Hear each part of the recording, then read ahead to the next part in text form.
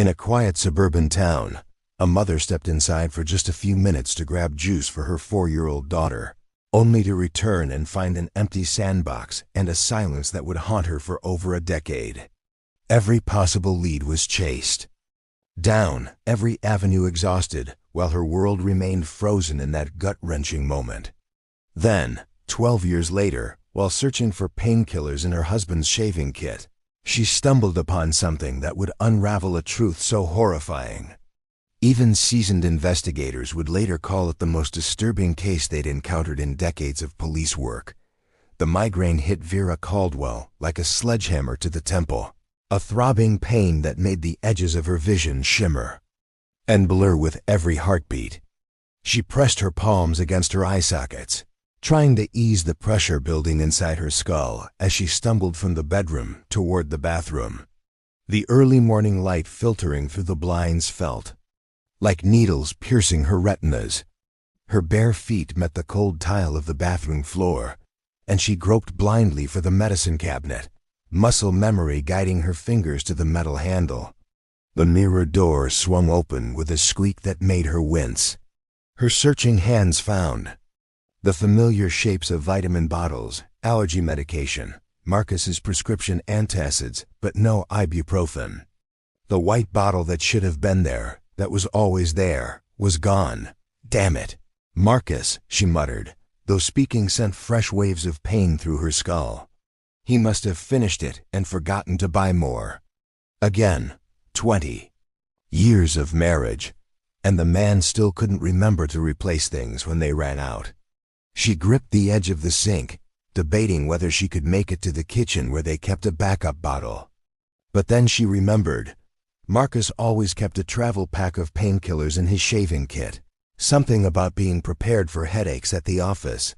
The brown canvas toiletry bag sat on the bathroom counter where he'd left it after his shower yesterday. She unzipped it carefully, the sound unnaturally loud in the quiet morning. Her fingers pushed aside his electric razor, the silver metal still smelling faintly of his aftershave, a small bottle of cologne, travel-sized shampoo, dental floss. She dug deeper, searching for the familiar rattle of a pill bottle. Instead, her fingers touched cardboard smooth, medicinal packaging that felt wrong somehow. She pulled it out, squinting through the migraine haze to read the text. Plan B, 1 step. Emergency contraceptive. The words swam before her eyes, but their meaning was crystal clear. Through the packaging, she could see 2 blister packs underneath, pills visible in their sealed compartments. The migraine was forgotten. Vera stared at the package, her mind struggling to process what she was seeing. She turned it over, reading the instructions, the warnings, as if the text might suddenly change to something that made sense. Their sex life had been virtually non-existent for years. Not since Ruby. Neither of them could bear that kind of intimacy anymore, not with the weight of their daughter's absence crushing them both. The few times they'd tried had ended with Vera in tears, seeing Ruby's face every time she closed her eyes. A receipt was tucked beneath the package. She unfolded it with trembling fingers. CVS Pharmacy, dated last Tuesday. Marcus had said he was working late that Tuesday, server maintenance that couldn't wait. Heavy footsteps on the stairs signaled Marcus returning from his morning jog. She could hear his labored breathing, the squeak of his running shoes on the hardwood. Vera stood frozen, the package still in her hand, as he pushed open the bathroom door. He was still in his running shorts and a sweat-stained tank top with horizontal stripes, his face flushed from exertion. His eyes went immediately to what she was holding, and she watched his expression shift from confusion to something else, something sharp and dangerous. "Whose are these?" Her voice came out as a whisper, barely audible. She cleared her throat, tried again. "Marcus, whose pills are these?" The answer seemed obvious. Another woman, someone younger, someone who could give him what she couldn't anymore. Someone who didn't cry when he touched her, who didn't see their lost daughter's face in quiet moments.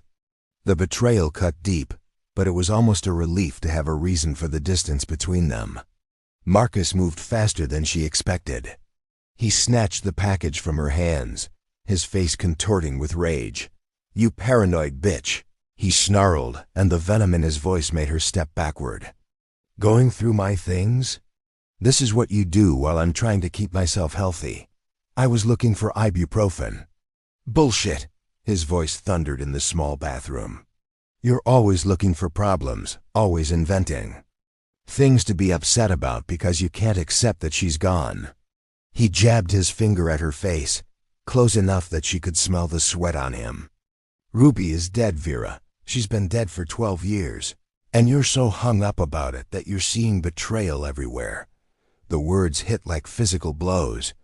Vera felt her knees weaken. This wasn't the guilty stammering she'd expected, the ashamed confession of an affair. This was pure volcanic fury. "You want to know what I think?" Marcus continued, his face inches from hers. "I think you're losing your goddamn mind. You see me with emergency contraception and immediately assume I'm cheating? Maybe.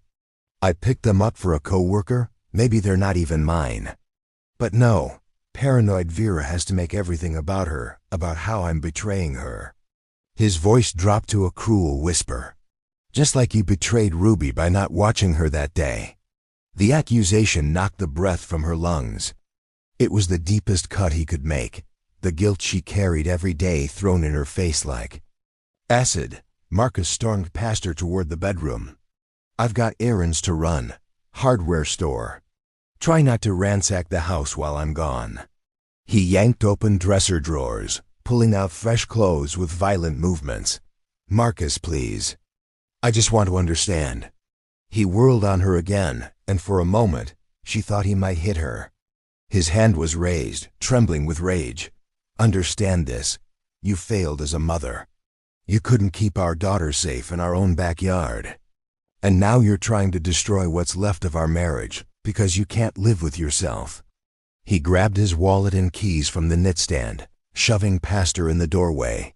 His footsteps pounded down the stairs, and seconds later, the front door slammed with enough force to rattle the windows. Vera sank onto the bathroom floor, her back against the cool tile wall. The house fell silent, except for her ragged breathing, and the distant sound of Marcus's truck roaring to life in the driveway. Her hands shook as she pressed them against her face, his words echoing in the emptiness.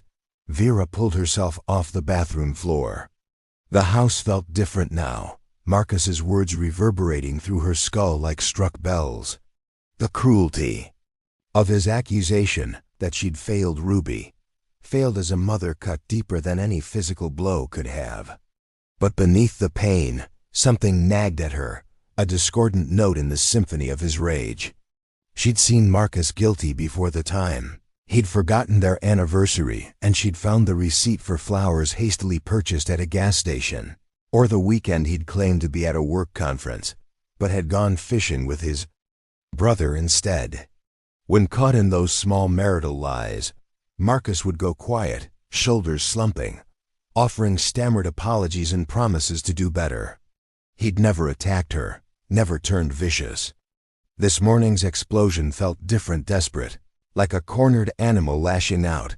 Vera found herself walking toward his home office, her bare feet silent on the hallway carpet.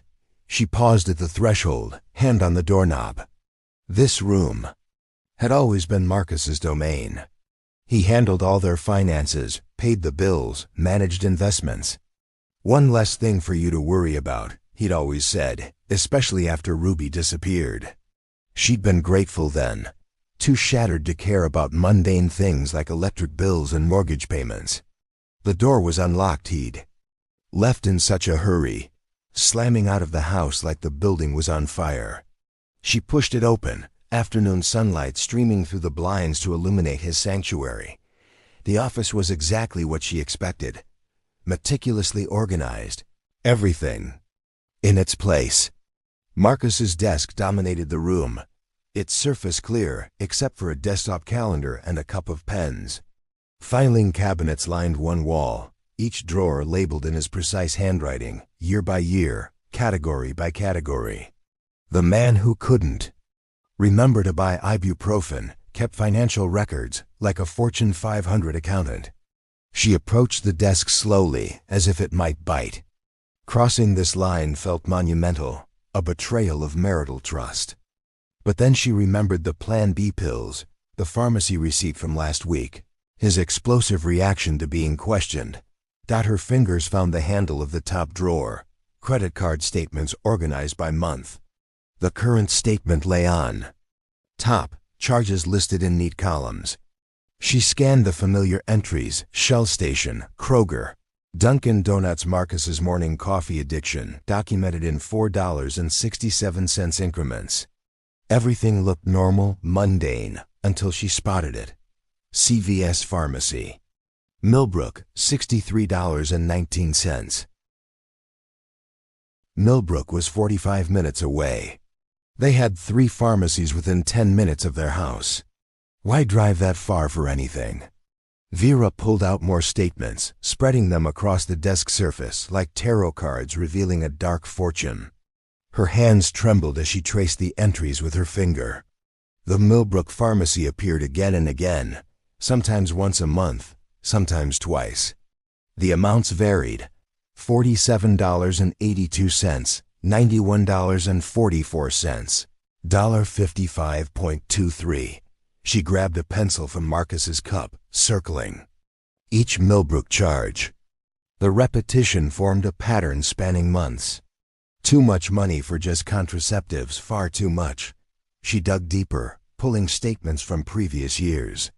The pattern held consistent, Millbrook charges appearing like clockwork. But there was more. Target in Millbrook, $127.34.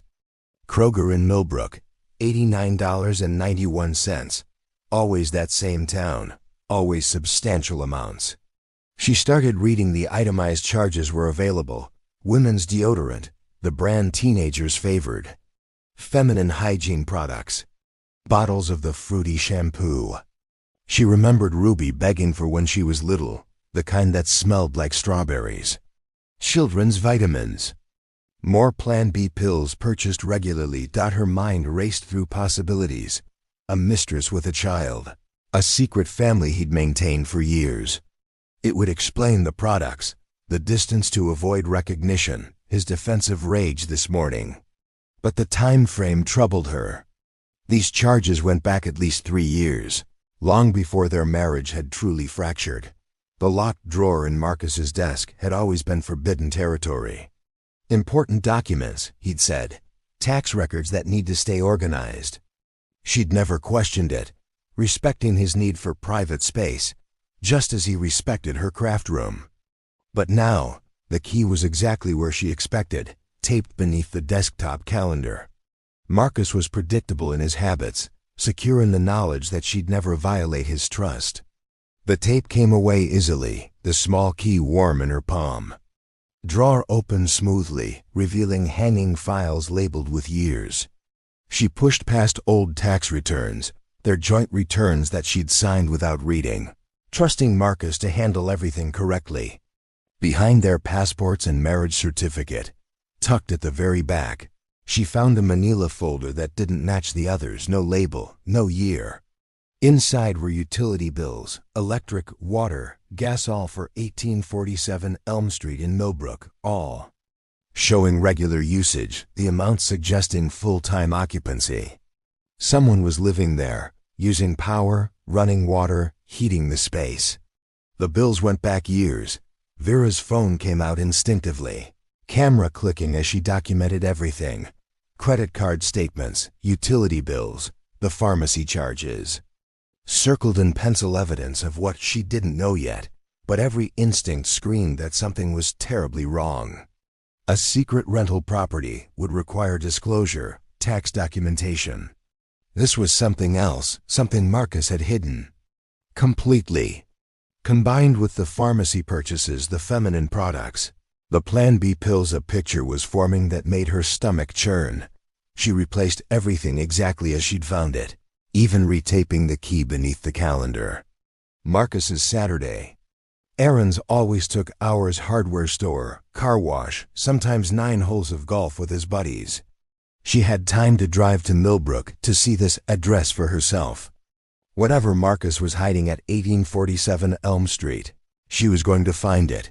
The GPS showed 43 minutes to Millbrook, a straight shot down Highway 72 before turning onto smaller state routes. Vera gripped the steering wheel of her Honda, knuckles white, watching the familiar suburbs give way to scattered gas stations and empty fields. She'd made this drive before, years ago, when Ruby was 2, and they'd gone apple picking at an orchard past Millbrook. Marcus had complained the whole time about the distance, saying there were perfectly good orchards closer to home. Now, she understood why he knew the area so well.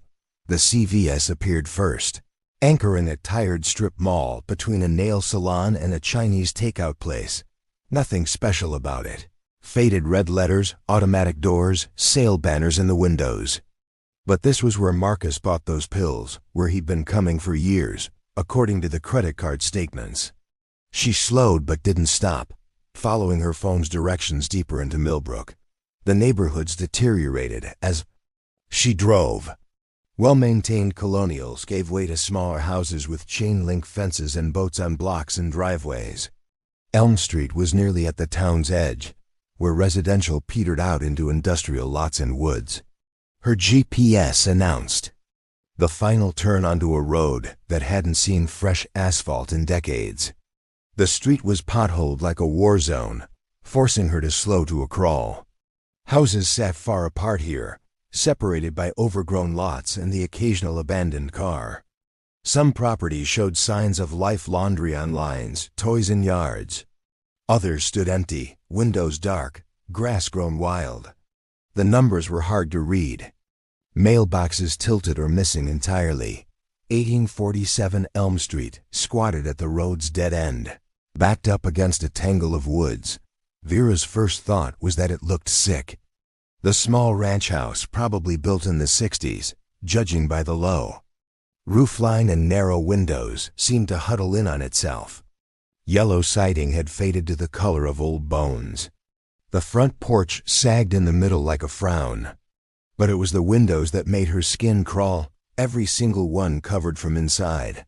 Heavy curtains on some, what looked like newspapers. Taped up on others. No hint of what lay beyond the glass. The yard told two different stories. Weeds had overtaken what might once have been flower beds, growing waist-high in places.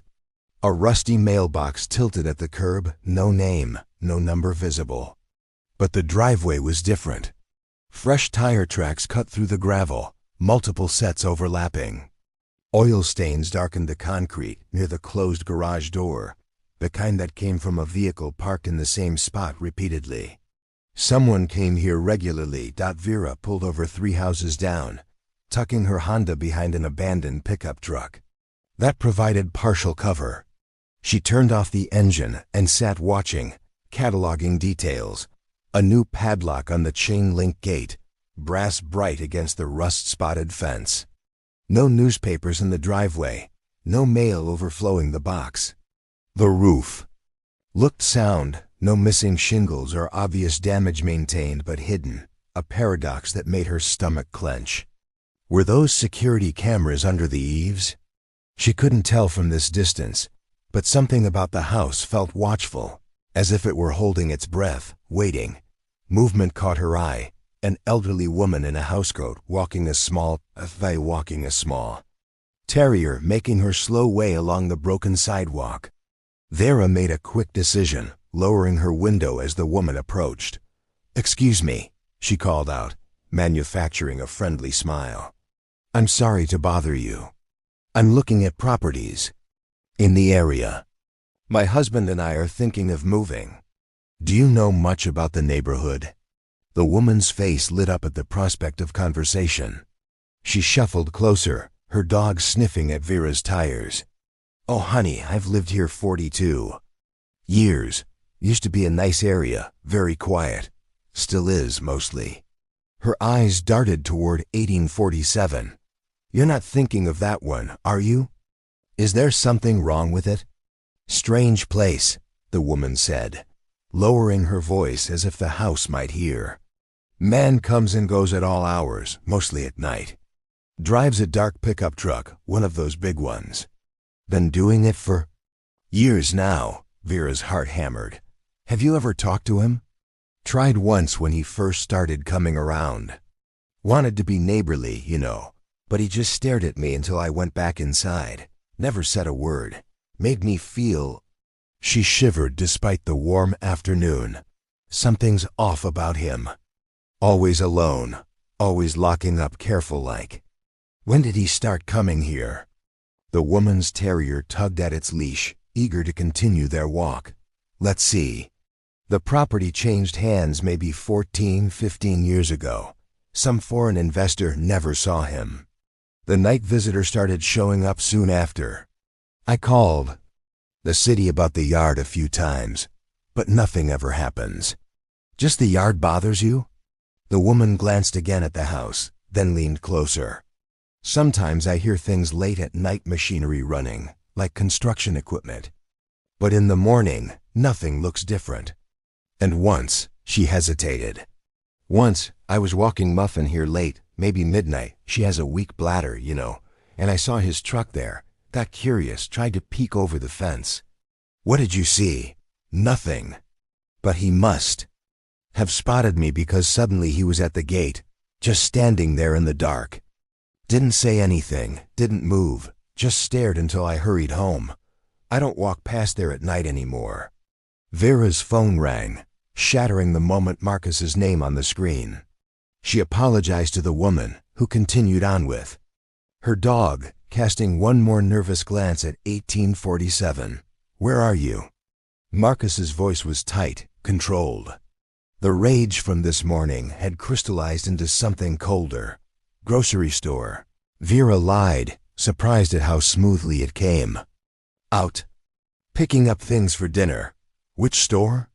Too quick, too sharp. The Kroger on Madison. They were out of your coffee at the one on Fifth.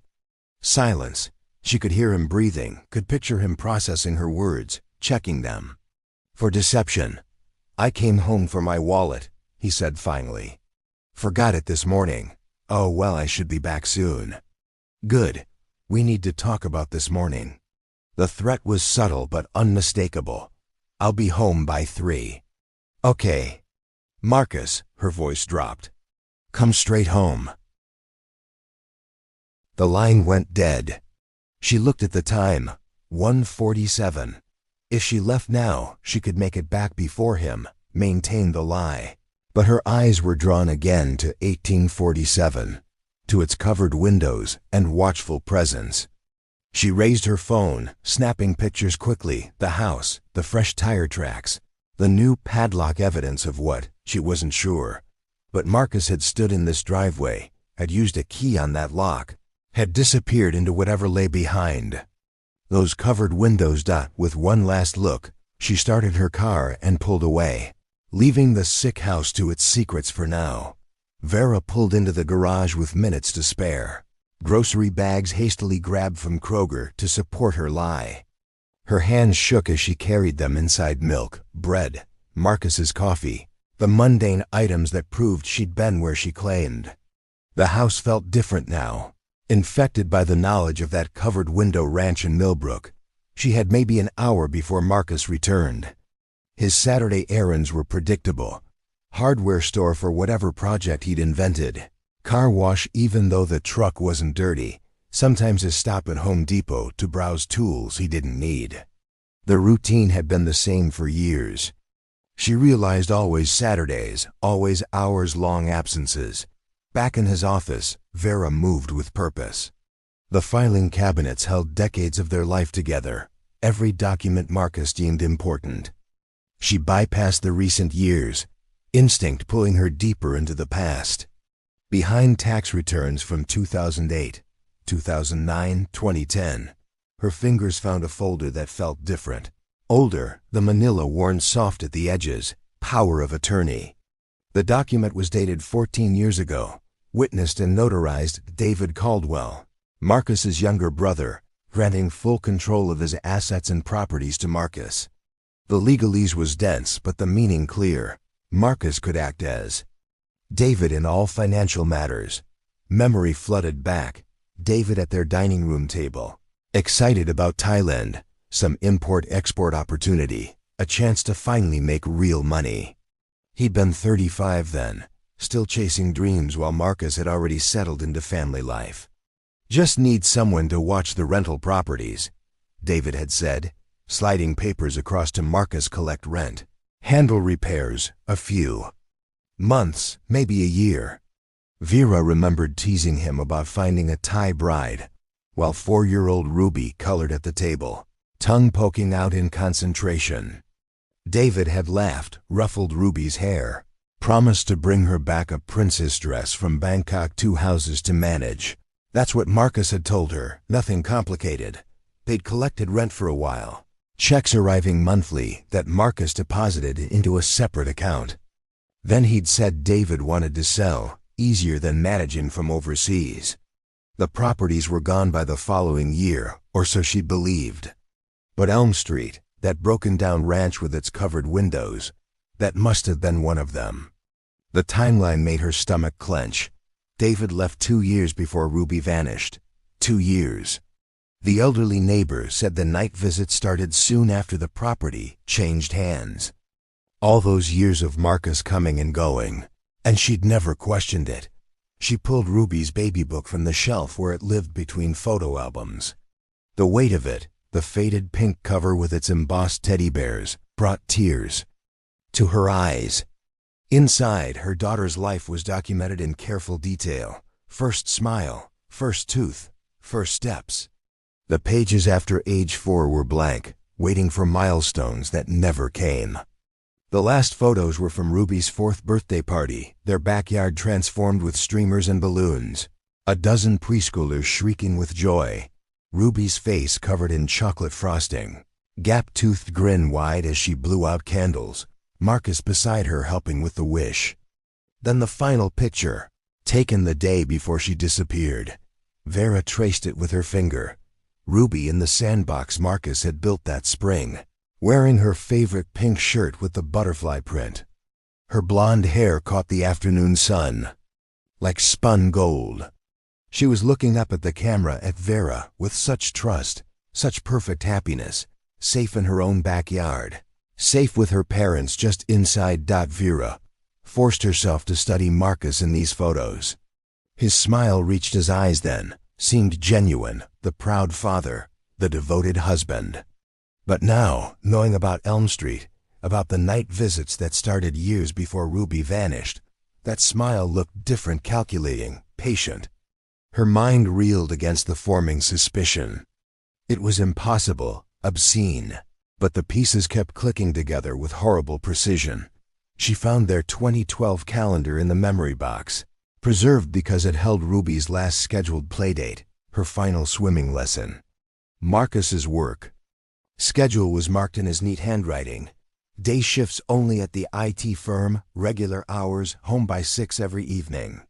The promotion to systems administrator hadn't come yet. But after Ruby disappeared, she flipped forward through the weeks, the frantic first days unmarked when time had no meaning. Then, 2 weeks after Ruby vanished, when the FBI scaled back their search and the volunteers went home, Marcus's schedule changed. Night shifts appeared, system maintenance, he'd explained. Servers that could only be updated when the office was empty. The promotion required it, came with a raise they desperately needed for the private investigator. She'd been too shattered to question it, grateful even that he could function enough to work while she could barely leave Ruby's room. Back in the filing cabinet, she dug deeper into the power of attorney folder, more documents, transfers she'd never seen.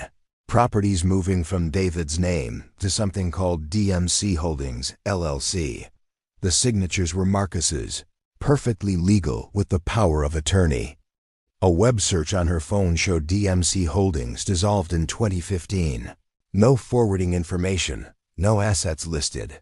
But Elm Street remained somehow off the city's books. Taxes paid from some phantom account existing in a legal gray zone that let a man visit at night for years without questions. Her phone buzzed. On my way home, 15 minutes. Vera's hands moved quickly, photographing the power of attorney, the property transfers, the calendar pages, evidence of something monstrous taking shape in her mind, but still too terrible to fully acknowledge. She returned everything exactly. As found, closed the filing cabinet with a soft click. In the kitchen, she busied herself unpacking groceries, each ordinary item: eggs, juice, cereal, feeling surreal against the horror building in her chest. The house felt like a crime scene now, every room holding potential evidence of something unspeakable.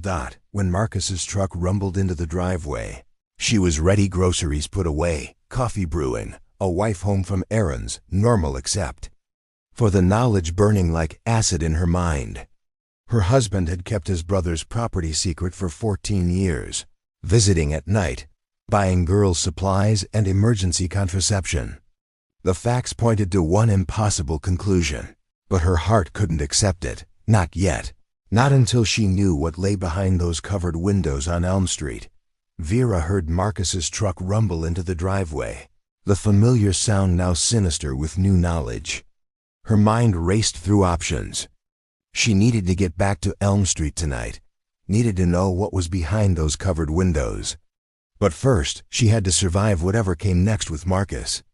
On impulse, she positioned herself at the bottom of the stairs, gripping the banister. As his key turned in the lock, she let out a sharp cry of pain. "Marcus, thank God you're home. Can you help me?" He appeared in the doorway, filling it with his broad shoulders. Something was different. He'd changed clothes since this morning's explosive exit. The striped tank top was gone, replaced by a clean polo shirt. Fresh cologne couldn't quite mask the sharp scent of sweat underneath. His expression was carefully neutral, but his eyes moved over her with an intensity that made her skin crawl. "What happened?" His voice held no warmth, just flat inquiry. "I twisted my ankle carrying the groceries in. I think it might be sprained." She shifted her weight, wincing for effect. Marcus approached slowly, each step measured. He wasn't looking at her. His gaze stayed fixed on her face, studying her features like he was reading a map or looking for lies. "Which ankle?" The question came out sharp. "The left one. I missed the step from the garage." His hands were surprisingly gentle, as he helped her to the living room couch, supporting her weight with practiced ease. But the gentleness felt performative, like an actor hitting his marks. Once she was settled, he knelt beside her, fingers probing her ankle through her sock. "Here," he pressed against the joint. "What about here?" She winced on cue, playing up the pain. His touch was clinical, methodical. "How exactly did you fall?" "Show me the position." My foot turned wrong. Does it matter?" "Everything matters." His eyes bored into hers. "Which grocery store did you go to?" "The receipt should have a timestamp. Kroger on Madison." "Like I told you on the phone." His fingers continued their examination. "Did anyone see you fall? Maybe offer to help." The questions felt like a test, each one probing for inconsistencies. She kept her answers simple, plausible. Yes, her ankle hurt. No, no one saw her fall. Yes, she'd put the groceries away before sitting down. "I'll get you some ice," he said finally, rising to his feet. While he was in the kitchen, Vera's eyes went to the entry table. His keys lay there in their usual spot, but the ring looked different, heavier. Along with the familiar keys: house, truck, office, she counted at least 3 she didn't recognize. One was brass, expensive looking, from the same high-security brand as the padlock she'd seen on Elm Street's gate. Her phone vibrated, a text from her sister Diane. "Surprise! 20 minutes out, bringing wine and need girl talk. Marcus better not hog you." Vera's heart sank. The last thing she needed was Diane's chaotic energy complicating an already dangerous situation. But canceling would raise questions, especially if Marcus saw the text. He returned with ice wrapped in a dish towel, kneeling again to apply it to her ankle. This close, she could see details she'd missed before. Fresh scratches across his knuckles, The kind that came from branches or fingernails. One was deep enough to have bled recently. What happened to your hands? He glanced down, seeming surprised. Oh, had to help clear some brush at the hardware store loading dock. New delivery got hung up on some overgrown trees. The lie came so easily, so naturally. How many other lies had she missed over the years? Marcus settled beside her on the couch, closer than necessary. His arm stretched across the back cushions, not quite touching her, but marking territory. We should talk about this morning. Marcus, no, let me finish. His voice had shifted to something reasonable, almost caring, the voice he used when he wanted something. I've been thinking during my errands. Maybe you were right to be concerned, not about what you think, he added quickly, but about us, our communication. Maybe we should try counseling again. The suggestion was so unexpected, so normal, that for a moment Vera doubted everything she'd discovered. Then she saw his eyes, still watchful, still calculating. This was performance, not contrition. I know I was harsh this morning, he continued. Said things I shouldn't have about Ruby, about you as a mother. That was cruel. She made herself nod, playing along. We both said things. His hand dropped to her shoulder, squeezing gently, too gently, like he was reminding himself not to squeeze harder. We should work on us. But first, I might need to head to the office tonight. Server issue that can't wait until Monday. There. It was the excuse that would take him to Elm Street after dark, just like the neighbor had described. The lie flowed like water, practiced and smooth. Before she could respond, the front door burst open. Diane swept in without knocking, as usual, carrying a wine bottle and an oversized charcuterie board. Surprise, sis. Hope you're not What happened? She finally noticed Vera's elevated foot, the ice pack. Just a twisted ankle, Vera said. Nothing serious. Diane immediately launched into nurse mode, despite having no medical training beyond WebMD. She deposited her offerings on the coffee table and began examining Vera's ankle with enthusiasm that made Marcus step back. You need to be more careful, Diane chattered, oblivious to the tension in the room. Oh, Marcus, good you're here. You'll never guess what I saw driving over. She laughed, already pouring wine. That creepy abandoned house on Elm, the yellow one that looks like it should be condemned. I swear I saw your truck there earlier. You flipping houses now without telling us. The temperature in the room plummeted. Marcus went very still.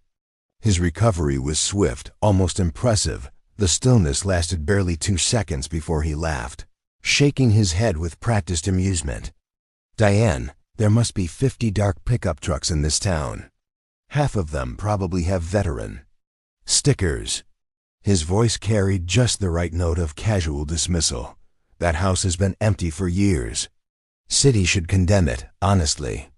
But Vera caught the micro-expressions, the tightening around his eyes, the almost imperceptible flare of his nostrils, the way his jaw clenched before the easy smile appeared, like watching a mask slide into place.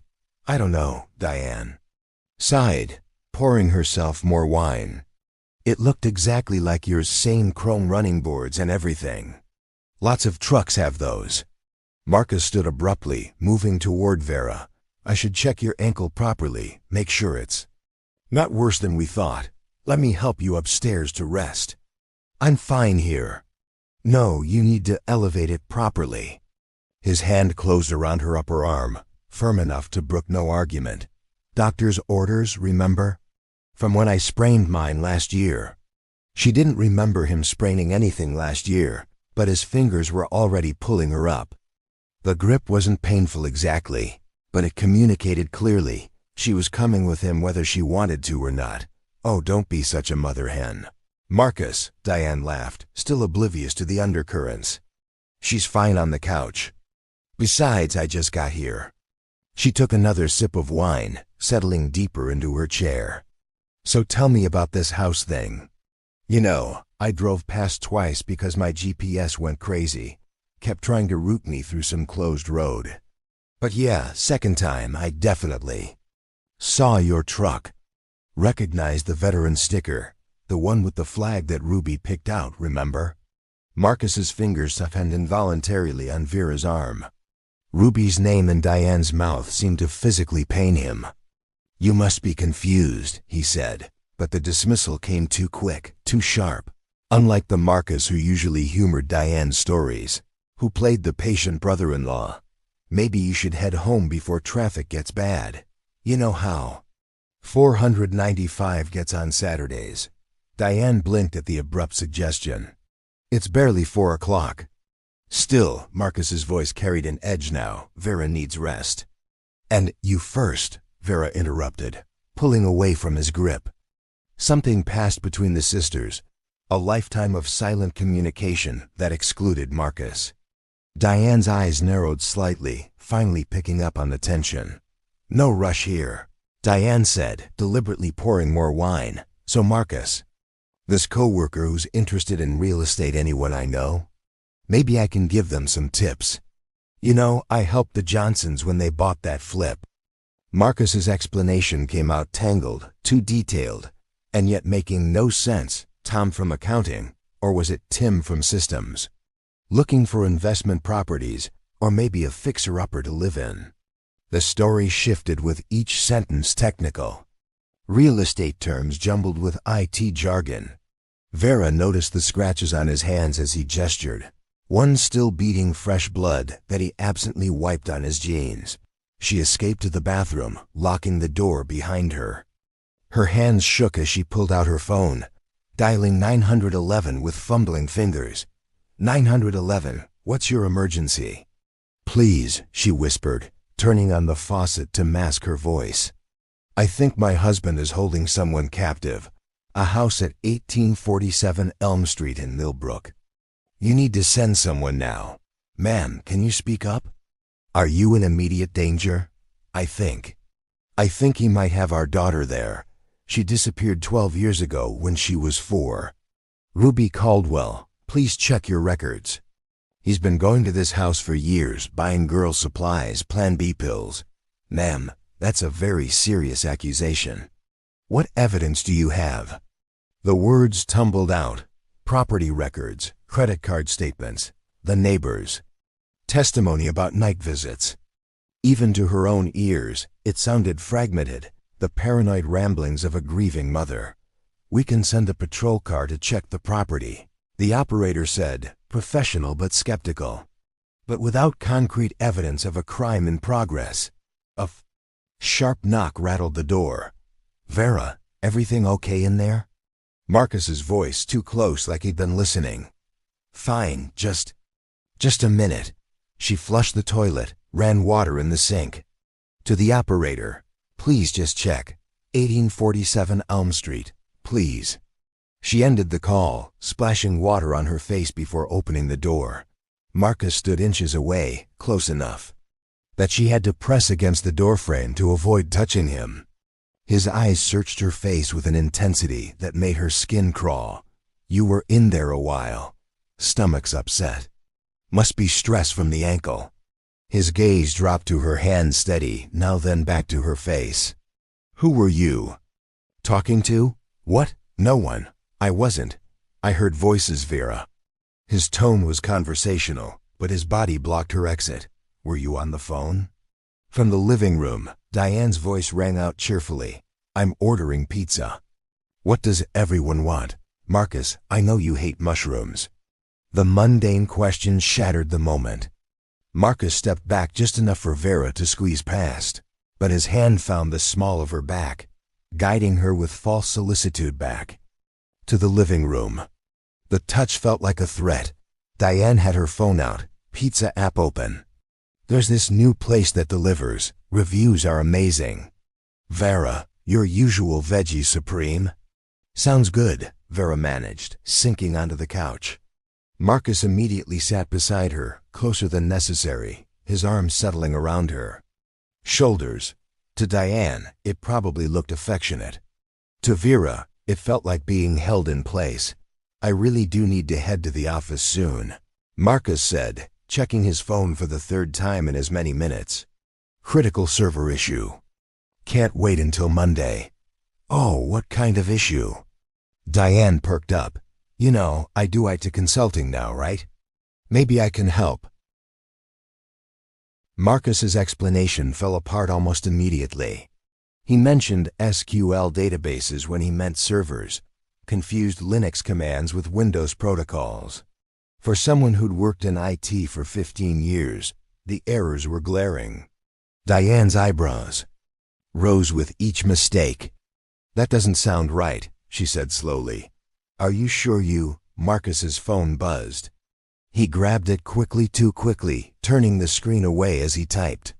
His jaw was tight, fingers flying over the keyboard with urgency. Texting someone, warning someone. The horrific possibility crashed over Vera like ice water. If Ruby was alive, if she was at that house, was Marcus telling her to hide, to stay quiet when the police came? Her daughter might be 45 minutes away, might have been that close. For 12 years, and he was warning her that Mommy was getting too close to the truth. She stood abruptly, the room spinning. I need some air. Marcus rose with her, inevitable as gravity. His hand found her elbow steadying or restraining. She couldn't tell which anymore. You should rest, he said. You're not looking well. Behind them, Diane sat down her wine glass with a sharp click. Okay, what the hell is going on here? Vera swayed dramatically, letting her knees buckle just enough to sell the performance. The ankle she'd supposedly twisted suddenly couldn't bear her weight. Diane jumped from her chair, wine sloshing, reaching out to steady her sister. Whoa, careful. In that moment of choreographed chaos, Vera's hand shot out toward the entry table. Her fingers closed around Marcus's keys, the heavy ring with its collection of familiar and unfamiliar brass. The metal was warm, as if it had absorbed his body heat. Marcus moved faster than she'd ever seen him move. His hand clamped around her wrist like a vice, all pretense evaporating in an instant. The caring husband, the concerned partner, that mask didn't just slip, it shattered completely. Give them back. His voice was low, dangerous, stripped of any warmth. His fingers ground into the delicate bones of her wrist, hard enough to leave bruises, hard enough to make her gasp. Marcus, what the hell? Diane tried to wedge herself between them, but Marcus's free hand shoved her aside, not gently. The keys, Vera, now, let go of her. Diane recovered her balance, phone already in hand. I'm calling the police. Those seconds stretched like pulled taffy. Vera could see Marcus calculating, his eyes darting between her face, the keys. Diane's phone. She watched him decide, saw the moment he realized he'd revealed too much, gone too far. His grip loosened fractionally. It was enough. Vera wrenched free and ran. Behind her, Diane's scream mixed with Marcus's roar of fury. Her supposedly injured ankle worked perfectly as she sprinted through the front door, across the lawn. Keys clutched so tight they cut into her palm. Marcus's truck sat in the driveway like a waiting accomplice. She didn't look back, jamming the key into the ignition. The engine roared to life as Marcus burst from the house. In the rearview mirror, she saw him racing toward Diane's Honda, saw her sister trying to block his path, saw him shove her aside again. The truck tires squealed as Vera reversed wildly, clipping the mailbox. Then she was accelerating down there. Quiet suburban street, speedometer climbing past every legal limit. Her phone was already at her ear, 911 dialed with one shaking hand while the other wrestled the wheel. The house on Elm Street, 1847 Elm in Millbrook. My daughter is there. Ruby Caldwell. She's been there for 12 years. My husband has her. Please, you have to send everyone. Ma'am, is this the same? Yes. She screamed into the phone, blowing through a red light. Same caller, same address, but I'm going there now. He's coming too. He's right behind me. She's in the basement. I know she is. Units are en route, ma'am, but you need to wait. Vera threw the phone onto the passenger seat. 43 minutes in normal traffic, But normal was for people whose daughters hadn't been stolen, hadn't been kept like prisoners for over a decade. She knew Marcus's shortcuts. He'd driven them enough times, thinking she wasn't paying attention. But she knew the back roads too, the ways around construction zones and traffic lights. 25 minutes, that's all it took, driving like death itself was chasing her. Maybe it was Elm Street materialized in the growing dusk, the sick house squatting at its end. The brass padlock gleamed on the gate, but Vera didn't slow down. The truck smashed through in an explosion of metal and chain link, the gate wrapping around the front bumper with a shriek. She kept going, ramming into the front porch steps before killing the engine. The reinforced front door might as well have been made of paper. Adrenaline gave her superhuman strength. When it wouldn't yield to her shoulder, she grabbed a garden spade from the overgrown yard, its handle rough with rust and neglect. The front window shattered under her assault, safety glass cascading. Inward. "Ruby!" she screamed through the broken window. "Ruby, it's Mommy!" She cleared the glass with the spade and climbed through, dropping into a living room that looked disturbingly normal. Dated furniture, clean surfaces, a TV. From the early 2000s, like a time capsule. But the industrial deadbolts on every interior door told a different story. Kitchen. She moved on instinct, finding a space that should have been ordinary but felt like a facade, everything too clean, too organized. And there, a door that should have led to a pantry but sported 3 heavy deadbolts, all engaged. From below, muffled by walls and distance, she heard movement. A voice, young and terrified. "Daddy?" The world tilted. Vera's hands shook as she attacked the locks, but they were designed to keep people in, not out. She needed the keys, Marcus's keys. She still had them, clutched so tight her fingers had gone numb. The brass key slid home, tumblers clicking open one by one. The door swung inward, revealing stairs descending into darkness, a basement that felt wrong, that shouldn't exist beneath this ordinary house. The smell hit her. Industrial cleaner over something else, something human and desperate. "Dad." "I was good. I didn't make noise."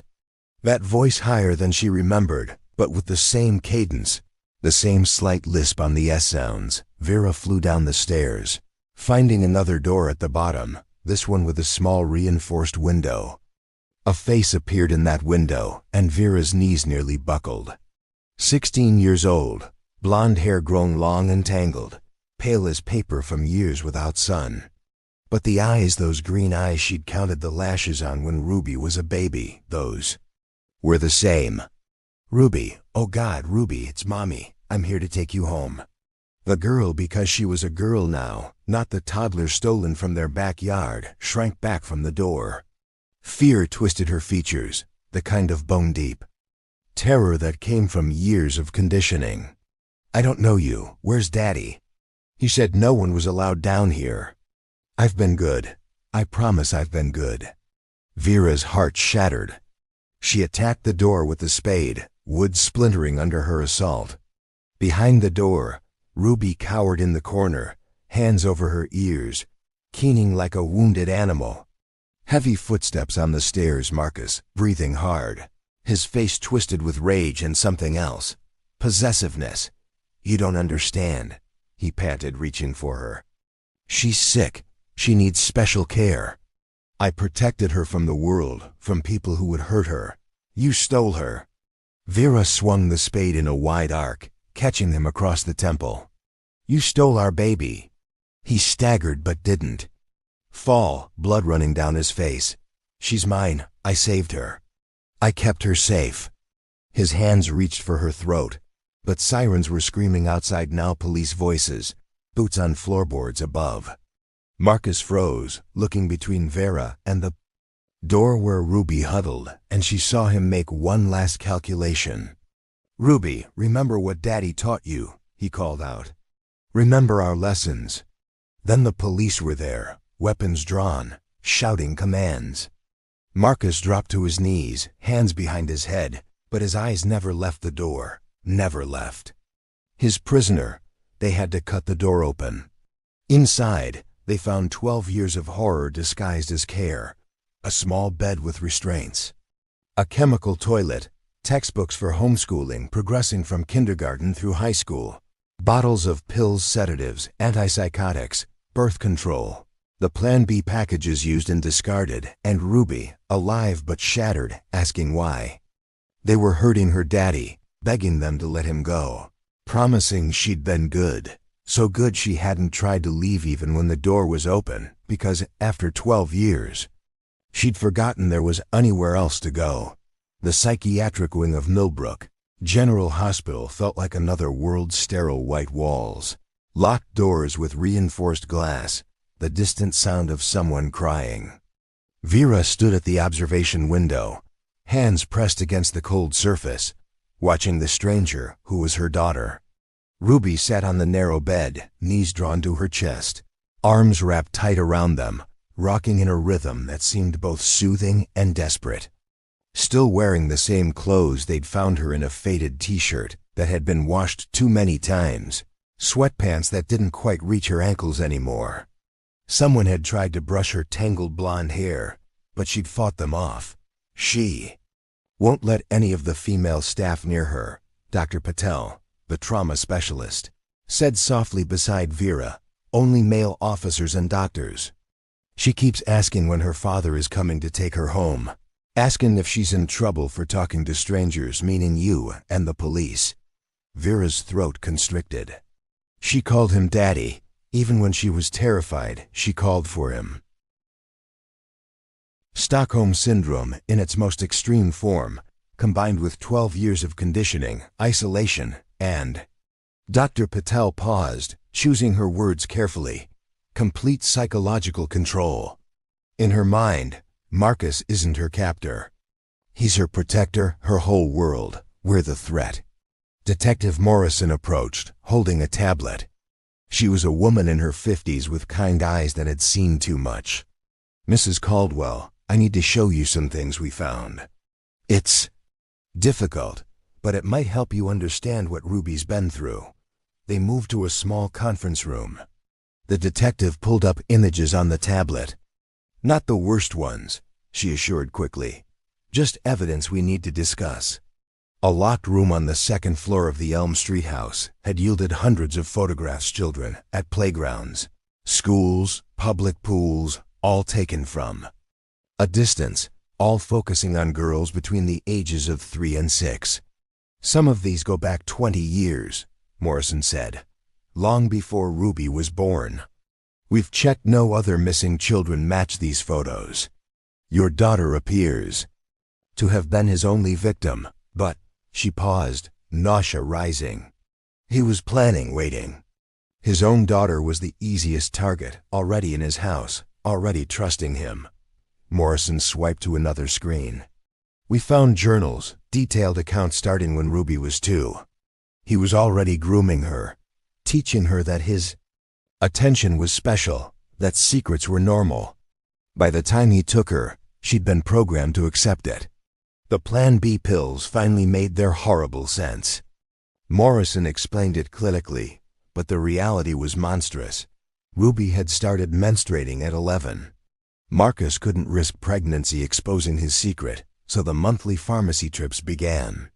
He'd maintained her physical health meticulously, vitamins, regular meals, even exercise equipment in the basement, keeping his victim healthy while destroying her mind. He taught her himself, Morrison continued. We found textbooks, completed worksheets dating back years. She can read at a high school level, knows algebra, has beautiful handwriting, but she's never seen the ocean, never been to a movie, never had a friend. He convinced her the outside world was full of people who would hurt her, that only he could keep her safe.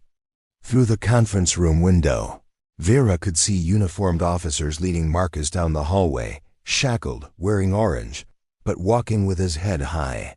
He saw her watching and smiled, actually smiled, like they were sharing a secret. His interrogation, Morrison shook her head. No remorse. He insists he loves her, that he protected her from a harsh world. He's described in detail how he drugged her juice that day, carried her to his truck while you were napping. The basement was already finished. He'd spent months soundproofing it, installing locks. He's the one who called 911 to report her missing, played the devastated father so perfectly that no one suspected. The night shifts, all those years of Marcus leaving after dinner, claiming server maintenance that couldn't wait. He'd spend hours in that basement, then come home and slide into bed beside Vera like nothing had happened. The violation of sleeping next to him, eating breakfast with him, grieving with him while he knew exactly where Ruby was made her want to scream. "There's more," Morrison said gently. The brass key on his keyring opened a safety deposit box USB drives with. She paused. "More evidence, photos, videos, enough to ensure he never walks free. I won't describe them, but you should know they exist, for the trial." David had been contacted in Thailand. Marcus's brother was horrified, had flown back immediately. He'd trusted Marcus completely, signed power of attorney documents without reading them, never imagining they'd be used to hide a kidnapped child. The legal complexities would take years to untangle, but David had already hired lawyers to transfer everything to Vera to help however he could. "Can I see her?" Vera asked. "Can I try?" Dr. Patel hesitated. "We can try, but please understand, she doesn't remember you. She was 4 when taken. In her mind, her mother is dead. Marcus told her you went to heaven, that you're watching from above but can never come back." They walked back to Ruby's room together. Through the window, a male nurse was bringing her lunch. She ate mechanically, eyes downcast, answering his gentle questions in monosyllables. When he left, she returned to her position on the bed, knees up, rocking. Vera entered slowly, Dr. Patel beside her. Ruby's head snapped up, green eyes wide with fear. "Hello, Ruby," Vera said, her voice breaking. I know who you are." Ruby's voice was different now, 16 years old, but with a strange flatness. "You're the lady from the basement, the one who hurt Daddy." "Ruby, I'm your mother." Ruby shook her head violently. "My mother is dead. Daddy told me she went to heaven when I was little." Her eyes narrowed, studying Vera's face. "Are you an angel? Am I dead too? Is that why everything feels wrong?" Vera's knees nearly buckled. Dr. Patel steadied her, whispering to go slow. Vera sat in the visitor's chair, keeping distance between them, making herself small and non-threatening. "You're not dead, sweetheart, and I'm not an angel. I'm your mom, and I've been looking for you for 12 years, every single day. Daddy said you stopped loving me. That's why you went to heaven. That's not true. I never stopped loving you, not for 1 second." Ruby was silent, processing. Then, in a smaller voice, "When is Daddy coming back?" The question shattered what remained of Vera's heart. Dr. Patel stepped in, explaining gently that Ruby would be staying here for a while, that her daddy had to go away. Ruby's keening wail could be heard 3 rooms down. Later, after sedation, after Ruby finally slept, Dr. Patel walked Vera out. The prognosis was guarded, but not hopeless. Years of therapy lay ahead, possible regression. Learning to exist in a world she'd been taught to fear. Trust would come slowly, if at all. Ruby might never fully recover the childhood stolen from her, might always struggle with what was real and what was Marcus's programming. But she was young, Dr. Patel said. The brain is still plastic at 16, and she's physically healthy, thanks to his twisted care. There's hope. Hope, such a small word for such an enormous journey. Vera returned the next day, and the next, sitting outside Ruby's room, sometimes allowed in for a few minutes. On the 4th day, Ruby asked a question about the world outside. On the 7th, she let Vera sit closer. On the 10th, when Vera held out her hand, Ruby stared at it for a long moment before reaching out with one finger, touching briefly before pulling back. It was barely anything, a fingertip touch lasting less than a second. It was everything. It was a beginning. If this story touched your heart, don't let it fade into silence. Every missing person is more than a name. They're a life, a memory, a voice that still matters. If you believe stories like this should never be forgotten, please like, share, and subscribe to help keep their memory alive. Together, we honor the lost. Together, we give silence a voice, because remembering isn't just love, it's justice.